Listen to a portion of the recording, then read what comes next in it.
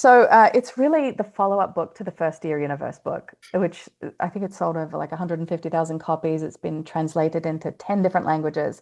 And I thought I have my best ideas when I'm in the shower and I'm like, I need to write a follow-up book, but more of like a daily practice. And I need to not make it about me. And that's what is different about this book because it's all very well for me to say, well, I'm sick of myself and I don't want to write about myself. But what if I created these meditations so it's more about helping the person in the moment that has nothing to do with attaching to another ego, that it's reminding them of the power that they have to be present, to be creative, to do things on their own terms. And so each mini meditation, it's not an emotion in this book, it's a power word. So there's 12 different themes in the book.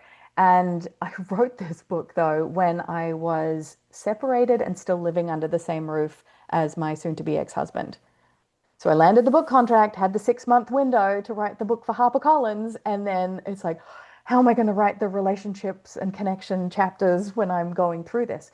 But I wrote the book that I knew that my future self would need to read. That's I had to fascinating. set myself aside.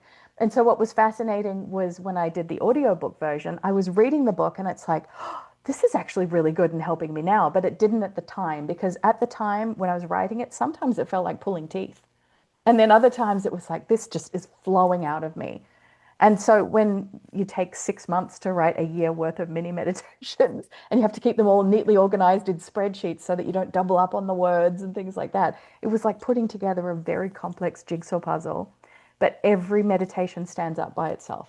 So, for instance, month one is gratitude and appreciation. So you can start from like January 1st if you want to take it all the way through. It's not dated, or you can use it as an oracle card kind of thing. So you can just go, hey, universe, send me a sign, and I'll open up a page for what I need.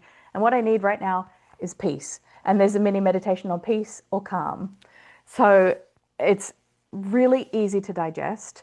And then there's a Dear Universe connection point. So there's like an invocation to connect with your higher self. And then it's like leading the witness. You want to set the tone for your day. So there are 365 different words to embody.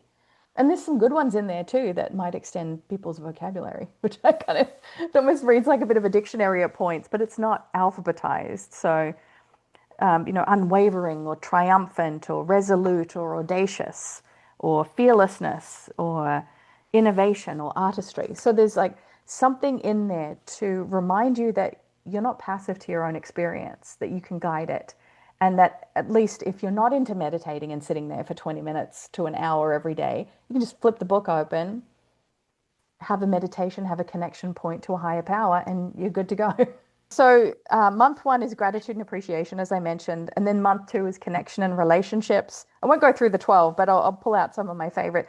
Month nine, creativity and inspiration was really good. So, for anyone that writes or paints or creates anything, that's one that you can turn to. Balance and harmony, compassion and kindness, self love and acceptance, resilience and strength was one that I wrote too. So, I mean, each one of those, it aligns with the month and you can just take it as you want to. It's really designed as like an ongoing resource that you can have on your nightstand and just flip it open and read it that way. I didn't do post-it notes for this. I attempted to, and then it's like, okay, Google spreadsheets, work your magic. So I color coded everything.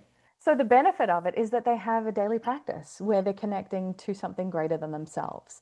And I think whatever season you're going through, whether it's a season of success or celebration or struggle and hardship, having that anchor point can be with you as like a steady, certain force, no matter what's going on around you.